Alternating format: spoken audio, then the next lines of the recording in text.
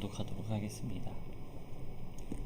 유다의 요시야 왕의 아들 여호야김 제4년에 여호와께로부터 예레미야에게 말씀이 임하니라. 이르시되 너는 두루마리 책을 가져다가 내가 네게 말하던 날 곧 요시야의 날부터 오늘까지 이스라엘과 유다와 모든 나라에 대하여 내가 네게 일러준 모든 말을 거기에 기록하라.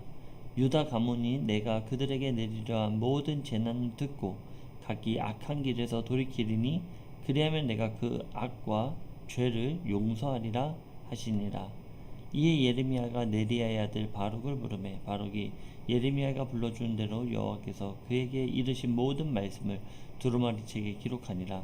예레미야가 바룩에게 명령하여 이르되 나는 붙잡혔으므로 여호와의 집에 들어갈 수 없으니 너는 들어가서 내가 말한 대로 두루마리에 기록한 여호와의 말씀을 금식일에 여호와의 성전에 있는 백성의 귀에 낭독하고 유다 모든 성읍에서 온 자들의 귀에도 낭독하라.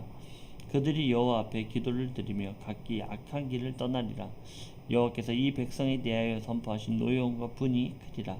네리야의 아들 바룩이 선지자 예레미야가 자기에게 명령한 대로 하여 여호와의 성전에서 책에 있는 여호와의 모든 말씀을 낭독하니라.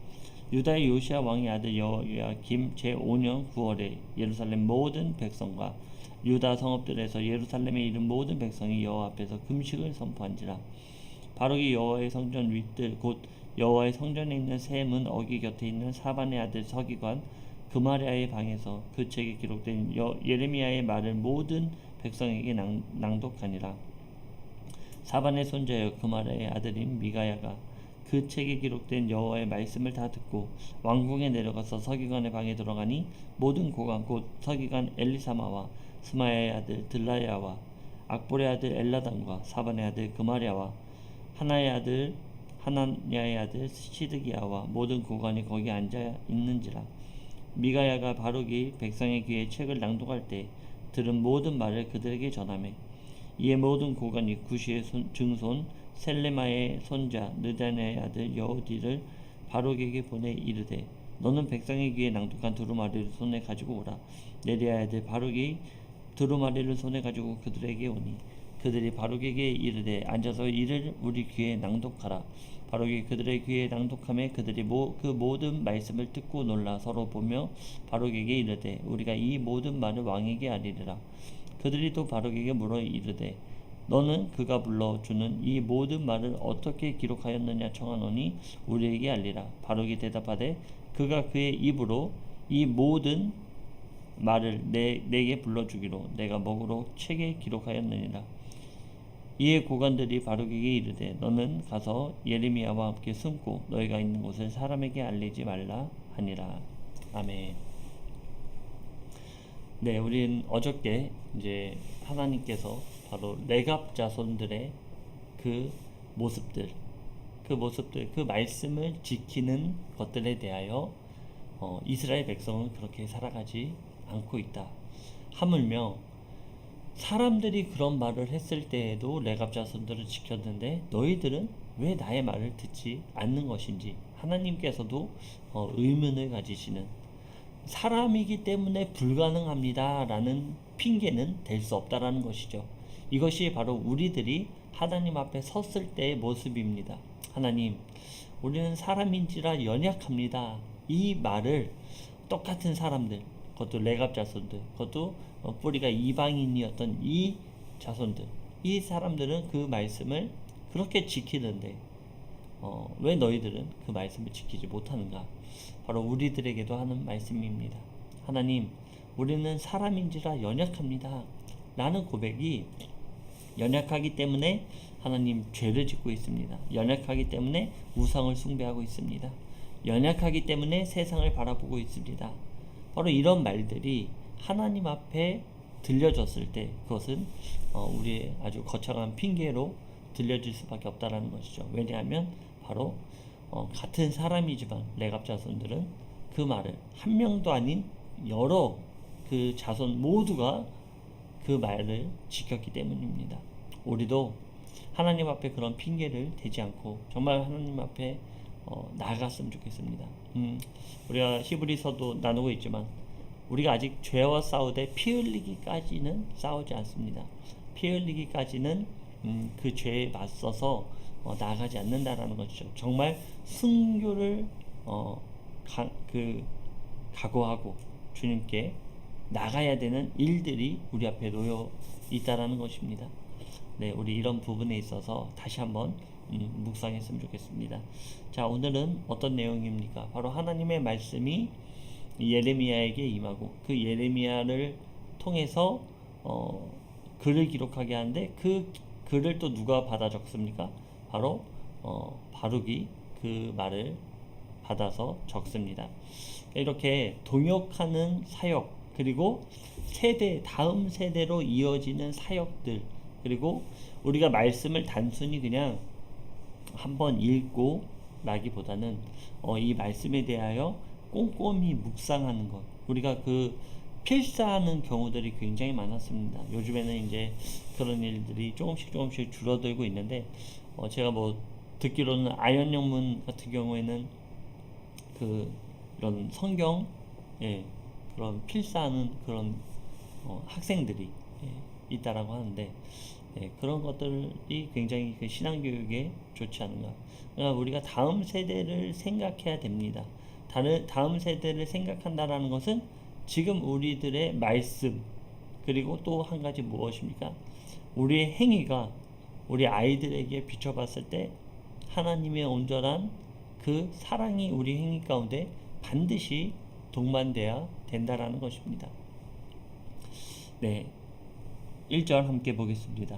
유다의 요시야 왕의 아들 여호야김 제4년에 여호와께로부터 예레미야에게 말씀이 임하니라. 이르시되 너는 두루마리 책을 가져다가 내가 네게 말하던 날 곧 요시야의 날부터 오늘까지 이스라엘과 유다와 모든 나라에 대하여 내가 네게 일러준 모든 말을 거기에 기록하라. 유다 가문이 내가 그들에게 내리려 한 모든 재난을 듣고 각기 악한 길에서 돌이키리니 그리하면 내가 그 악과 죄를 용서하리라 하시니라. 자, 하나님께서는 두루마리 책, 당시에는 우리처럼 이렇게 글씨를 쓸 수 있는 필기도구가 있는 것이 아니었죠. 가죽 책에 그것을 기록해야 되기 때문에 굉장히 많은 시간이 할애됩니다. 그러나 그 말을 하게 했다라는 것은 무엇일까요? 그것은 반드시 이 말씀이 임한다. 그렇기 때문에 이 말씀을 듣고 너희들이 뜻을 돌이킨다면 나 역시 뜻을 돌이킬 것이다. 그러니까 이 뜻을 돌이킨다는 것, 백성들이 뜻을 돌이킨다는 것은 이들에게 있어서 굉장히 어려운 일입니다. 이 세상의 모든 것들을 포기하고 하나님께로 나온다라는 것이 이들에게 얼마나 힘든 일입니까? 그러나 그 힘든 일을 너희들이 한다면, 회개를 한다면 나도 내 마음을 돌이키겠다. 백성들이 마음을 돌이키는 것을 어려워하듯 사실 하나님도 지금 그 죄악된 심판을 돌이킨다라는 것도 쉬운 일이 아닌 것입니다. 왜냐하면 그 죄성이라는 것을 하나님은 너무나 잘 알고 있기 때문이죠. 그러나 너희들이 돌이킨다면 내가 그 힘든 것도 돌이키겠다. 내가 너희들이 반드시 심판이 필요하지만 너희들이 뜻을 돌이킨다면 나도 이 심판의 뜻을 돌이키겠다. 이 말씀을 하나님께서 하시는 것입니다. 바로 여호야김, 바로 제4년, 그러면 BC 605년 정도 됩니다. 이때에 또 많은 일들이 있죠. 위에서 갈그미스 전투도 있고 여러 가지 전투들이, 그것으로 인하여 앞으로 회개도 선포하고 금식을 선포한다는 것은 회개를 선포한다는 것이죠. 그러나 모양만 있을 뿐이지 전혀 그 앞에서의 능력은 발휘하지 못한 그런 일들이 앞으로 계속 일어나고 있다는 것이죠. 4절입니다. 이에 예레미야가 내리아의 아들 바룩을 부르매 바룩이 예레미야가 불러주는 대로 여호와께서 그에게 이르신 모든 말씀을 두루마리 책에 기록하니라. 자, 이때에는 예레미야서 25장의 그 멸망, 그 심판이 선포되는 그때거든요. 그때의 말씀 가운데 하나님께서는, 그러니까 우리가 두 가지를 같이 볼 줄 알아야 된다는 것입니다. 심판에 대하여 말씀하시지만 구속사에 대한 회복도 말씀해 주신다라는 거예요. 이것은 계속해서 같이 간다라는 것입니다. 구속의 말씀 가운데 심판의 말씀이 같이, 성경의 모든 말씀들은 이것이 같이 가고 있다는 것이죠. 어느 곳에서는 심판이 이루어지고 있지만 어느 곳에서는 회복이 이루어지는 구속사를 말씀하고 있는 것입니다. 사사기 때도 마찬가지죠. 사사기의 암흑 시대에 어둡고 자기의 소견대로 멋대로 하나님의 그 왕의 자리에 자신을 올려놓는 그 어두운 세상이었지만 하나님께서는 사사를 일으켜서 그 어두운 세상을 구속해 나가는 모습들을 하나님께서 기록하고 있고, 오늘 예레미야서라든지 우리가 붉은 기도회 때 나오는 에스겔서라든지 그 모든 때에도 하나님께서는 심판 가운데 회복을 계속해서 말씀하시고 그 구속사를 이끌고 오신다라는 것, 우리가 이것을 알아야 될 것입니다. 네, 5절입니다. 예레미야가 바로에게 명령하여 이르되 나는 붙잡혔으므로 여호와의 집에 들어갈 수 없으니 너는 들어가서 내가 말한 대로 두루마리에 기록한 여호와의 말씀을 금식일에 여호와의 성전에 있는 백성의 귀에 낭독하고 유다 모든 성읍에서 온 자들의 귀에도 낭독하라. 그들이 여호와 앞에 기도를 드리며 각기 악한 길을 떠나리라. 여호와께서 이 백성에 대해 선포하신 노여움과 분이 크니라. 네리야의 아들 바룩이 선지자 예레미야가 자기에게 명령한 대로 하여 여호와의 성전에서 책에 있는 여호와의 모든 말씀을 낭독하니라. 자, 이때 예레미야는 이제 성전으로 들어갈 수 없습니다. 왜냐하면 이를 가둔 자들이 있기 때문입니다. 오늘날에도 바른 말을 하는 선지자들, 즉 목회자들이라든지 선교사들이라든지 평신도들은 이런 갇히는 일들이 있을 거라는 것입니다. 마지막 때에는요, 하나님의 말씀을 전한다라는 것, 이것이 쉬운 일 아닙니다. 하나님의 말씀을 전하면 어떤 여러 가지 법들로 말미암아 그 말씀을 특히 거리에서 전하면 좀 요즘 시대에도 그렇죠. 미국이라든지 어떤 캐나다 이런 데서 노방 전도를 했을 때에는 신고가 들어가면 바로 구금이 됩니다. 그러니까 그런 시대를 지금 우리가 살아가고 있다는 거예요. 지금 예레미야도 역시 마찬가지입니다. 이 시대에 하나님의 바른 소리를 했더니 어떻게 됩니까? 갇히게 된다는 거예요. 어떠한 그 세력들로 인하여 가둠을 당하고 많은 일들이 예레미야에게 있었다는 것이죠. 우리가 이것을 잘 기억할 필요가 있습니다. 그래서 어떻게 합니까? 자신이 나아가서 하나님의 말씀을 전하지 못하니 너는 기록한 그 두루마리 책을 가지고 가서 이들에게 선포해라. 근데 그때는 언제입니까? 여호야김 5년째 되는데, 그러니까 그 두루마리 책을 기록한 시간을 아시겠죠? 굉장히 긴 시간 동안 그 두루마리 책, 그 가죽책에다가 하나님의 말씀을 옮겨 적었다는 것입니다.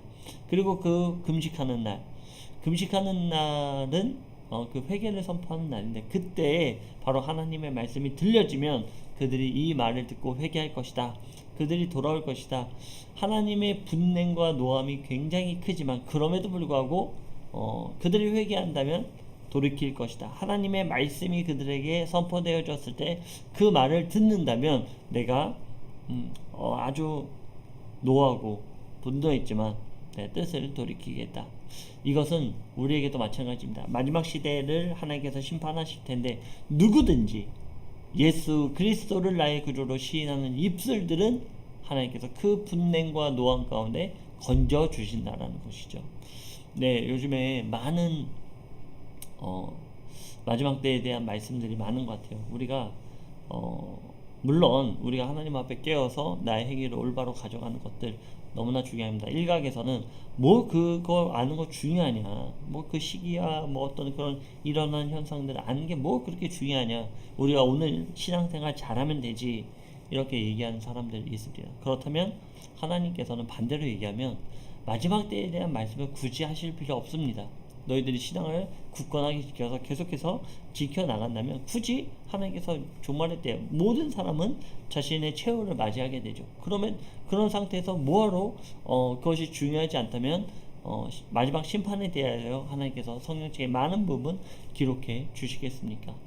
그것은 잘못된 고백들입니다. 잘못된 신앙관입니다. 하나님께서 우리에게 마지막 때에 대한 말씀을 허락해 주셨다면 그것은 많은 사람들을 경종하는, 많은 사람들을 깨우는 하나님의 말씀이기 때문에 우리가 알아야 된다는 것이죠. 그런데 너무나 안타깝게도 제가 보면은 편중되게 가르치는 사람들이 너무나도 많습니다. 뭐 이것도 맞을 수 있고 이것도 맞을 수 있고, 정말 이단이 아니라면 우리가 여러 가지 해석하는 부분들이 있기 때문에, 물론 그 시기가 온다라는 것에 대해서 전하는 것이기 때문에 귀하다라고 생각이 됩니다. 인식 가운데 말씀을 우리가 묵상하고 나간다라는 것은 너무나 중요한 일이라고 생각합니다. 그런데 보면은 너무 한쪽에 치우쳐 있다 보니까 어떤 프레임이 씌워져 있고 어떤 단어들이 그것을 대표하고 있기 때문에 아예 그냥 접근하지 않고 자신들이 잘못됐음에도 불구하고 그것에 대해서 들으려고 하지 않는, 저도 제가 묵상한 바에서 여러 가지 부분에 대해서 듣고 또 그것이 잘못됐다면 수정할 수 있는 그런 경우가 있어야 됩니다. 그것이 바로 하나님의 말씀 가운데 겸손한 것이죠. 그런데 그렇게 하지 않는 경우들이 너무나도 많습니다. 그것에 대해서 우리가 깨어서 하나님이 정말로 원하시는 것이 무엇인가에 대해서 우리 다시 한번 생각하시고, 또 마지막 때를 아는 것은 그것을 준비해 나가는 것이기 때문에, 그리고 하나님의 구속사 가운데 너무나 중요한 메시지들이 그 속에 내포되어 있기 때문에 우리가 이것은 뭐 중요하지 않다라고 생각하는 것은 큰 잘못입니다. 우리가 이것을 잘 기억했으면 좋겠습니다. 자, 이제 네리야의 아들 바룩이 예레미야 대신 하나님의 말씀을 선포합니다. 9절입니다. 유다의 요시야 왕 아들 여호야김의 제5년 9월에 예루살렘의 모든 백성과 유다 성읍들에서 예루살렘에 이른 모든 백성이 여호와 앞에서 금식을 선포한지라. 바룩이 여호와의 성전 윗뜰 곧 여호와의 성전에 있는 세문 어기 곁에 있는 사반의 아들 서기관 그마랴의 방에서 그 책에 기록된 예레미야의 말을 모든 백성에게 낭독하니라. 자, 여호야김 제5년 9월에 이때는 겨울 때죠. 금식을 선포합니다. 전투가 있었기 때문에 바벨론과 아수르의 그런 전투들, 또 애굽이 참전하는 그런 전투가 있었기 때문에 그 전투에서 승리한다면 자신들이 그 멸망을 당하지 않고 다시 이스라엘을 회복할 수 있는 상태가 있기 때문에 여호야김은 이 금식을 선포했다는 것이죠. 그러나 우리가 금식을 너무나 어떤 자신들의 뜻을 감찰하고자 하는 경우들이 많습니다. 그런데 40일 금식한 예수님의 모습을 본다면 예수님은 무엇을 하시기 위해 금식을 하셨습니까? 바로 하나님의 뜻을 온전히 이루기 위해, 나의 뜻을 하나님께 감찰하기 위해서가 아니라 온전한 하나님의 말씀을 순종하기 위해서 금식하셨다는 것이죠. 다윗도 마찬가지입니다. 자신의 고백하는 바는 있었지만 하나님의 뜻을 맡기고 순종하기 위해 금식을 했다라는 것이죠.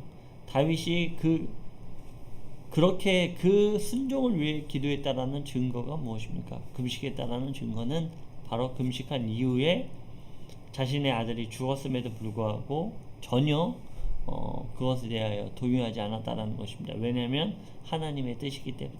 오히려 고관들이 의아하게 여기는, 아니 어찌하여 아들이 죽기 전에는 금식하며 슬퍼하더니 죽고 나서 저렇게 머리에 기름을 바르고 식사를 할 수 있는가, 이것에 대하여 의아할 정도로 다윗은 하나님의 말씀에 순종했다는 것입니다. 즉 하나님의 말씀을 순종하기 위해 금식을 선포하는데, 그리고 그 순종의 모습으로 하나님의 말씀에 그 타이밍에 예레미야가 그 금식을 선포하는 그때 백성들에게 들려서 하나님의 말씀을 순종하게 했는데 결과적으로는 어떻게 됩니까? 그들은 금식을 했음에도 불구하고 하나님의 말씀을 순종하지 않습니다. 그러면 결국 그들이 금식한 이유는 무엇입니까? 그것은 하나님의 뜻을 순종하고자 금식한 것이 아니라 자신들의 뜻을 하나님께 감찰하고자 금식을 했다라는 증거죠. 우리는 하나님께 나아갈 때 그것을 잘 알아야 될 것입니다. 9절입니다. 유다의 요시야 왕의 아들 여호야김의 제5년 9월에 죄송합니다. 네.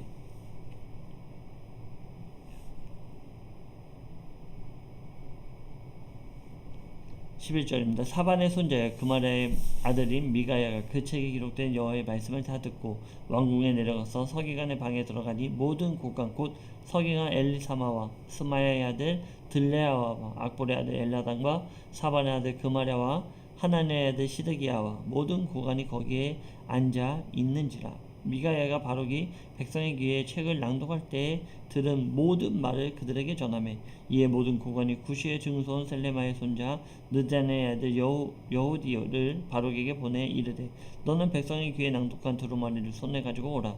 네리야의 아들 바룩이 두루마리를 손에 가지고 그들에게 오니 그들이 바룩에게 이르되 앉아서 이를 우리 귀에 낭독하라 하라. 바룩이 그들의 귀에 낭독하며 그들이 그 모든 말씀을 듣고 놀라 서로 보며 바룩에게 이르되 우리가 이 모든 말을 왕에게 아뢰리라. 자, 이 시대에 하나님의 말씀을 따르는 그래도 제사장들이 있었다라는 것입니다. 하나님의 말씀을 들을 줄 아는 들을 귀가 있는 자들이 있었다라는 것입니다. 바로 그 말씀이 선포되어졌을 때 그 말씀을 듣고 하나님 앞에 두려운 마음으로 나아가고자 하는 대상들이 이 자리에 있었다라는 것입니다. 바로 예레미야의 뜻과 함께하는 자들이 이 시대 가운데서도 있었다라는 것이죠. 아주 작은 소수의 무리들이지만 하나님의 말씀을 듣고 그 말씀을 지키고 따르는 무리가 이 가운데 있었다라는 것입니다. 오늘날에도 이런 일들이 있습니다. 그리고 그 말씀을 사모하여 그 말씀으로 나아가고자 하는 우리 성도들이 남아 있다라는 것이죠. 그래서 우리도 이렇게 마음을 뜻을 같이 하는 모든 우리 성도들과 함께 모든 일들을 감당해 나갈 줄 알아야 된다라는 것입니다.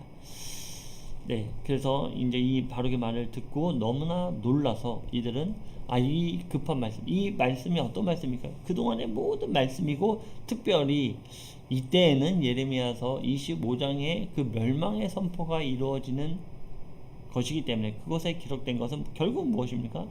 바벨론 왕으로 인하여 바벨론 왕 느부갓네살이 너희들을 쳐들어올 것이고 예루살렘이 완전히 회파되리라, 완전히 심판을 받으리라 라는 메시지라는 것이죠. 너희들이 회개하면, 돌이키면 내가 너희들을 다시 한번 일으켜 세워줄 것이다.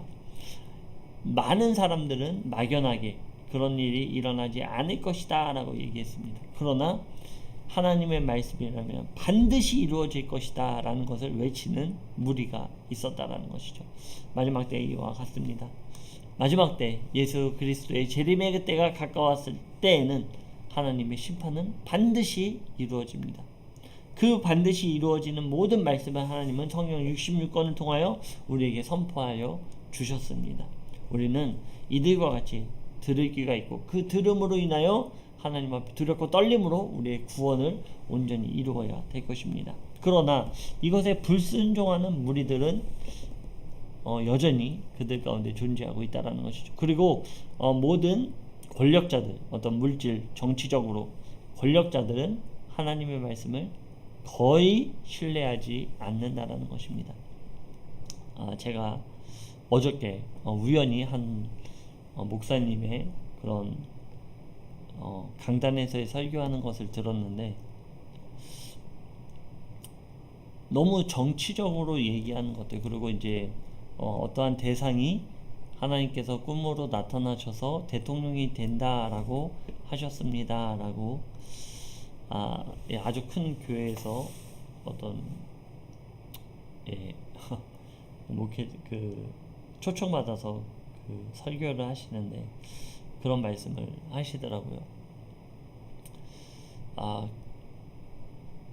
교회가 좀 그런 데 있어서 깨어 있었으면 좋겠습니다. 정말 그런 말들에 현혹되지 말고 정말 하나님의 온전한 뜻을 우리는 구하고 바라는, 나의 위치를 세우고자 주님께 나아가는 것이 아니라 하나님을 나타내고자 나아가는 우리들, 하나님을 이용하는 그런 많은 거짓 선지자들이 이 땅 가운데 있습니다. 그들을 따라가지 마시고 대표적인 예가 정관용 이런 목사들, 그런 목사들 말이 굉장히 거칠고 하나님은 우리 속에 있는 것이 입으로 나간다라고 했거든요. 아무리 안 좋은 일이 있을지라도 우리의 입술이 그렇게 세상에 사단이 요구하는 입술을 낸다라는 것, 그 누군가를 왕따시키고 교회에 대한, 또 하나님께서는 지도자에 대하여는 기도해 줘라 라고 했지만 지도자가 마음에 들지 않는다고 욕을 하고, 그런 무지한 자를 또 따라가는 많은 사람들, 너무나 기가 막힙니다. 그런데도 들을 기가 없어서 그가 지금 잘못되고 있습니다 얘기해줘도 듣지 않는 현실을 맞이하고 있죠. 우리는 정치적으로 어떠한 세력에 편중해서는 안 될 것입니다. 결국에는 그 세상의 권세자는 하나님께서 세운 자들임을 잊지 말아야 될 것입니다. 17절입니다. 그들이 또 바로에게 물어 이르되 너는 그가 불러 주는 이 모든 말을 어떻게 기록하였느냐 청하노니 우리에게 알리라. 바로에게 대답하여 그가 그의 입으로 이 모든 말을 내게 불러 주기로 내가 목으로 책에 기록하였노라. 이에 고관들이 바로에게 이르되 너는 가서 예레미야와 함께 숨고 너희가 있을 곳을 사람에게 알리지 말라 하니라. 자, 이들이 그 이야기를 듣고 누가 이런 말을 기록하게 했는가? 그것이 바로 예레미야에게 하나님의 말씀이 임해서 내가 기록해 하여 들리게 했습니다 라고 했더니 이들이 이렇게 얘기하는 것입니다. 너는 이 말을 우리에게 주고 너는 예레미야와 함께 숨어라. 아무에게도 너희들이 있는 곳을 알리지 말고 숨어 있어라 라는 것을 말씀하고 있는 것입니다.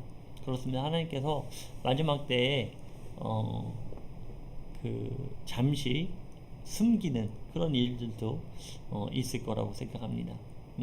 왜냐하면 그것이 노출되면 그 악의 세력들, 하나님을 반대하는 세력들은 이들을 가만두지 않을 거기 때문입니다. 하나님께서는 우리를 보호하실 것입니다. 하나님께서 하나님의 온전한 말씀을 지키고 따르는 자들을 하나님께서 반드시 보호해 주실 것입니다. 자, 이제 우리가 다음번에는요, 이 말을 왕이 들었을 때 이 여호야김의 반응은 어떠했는가?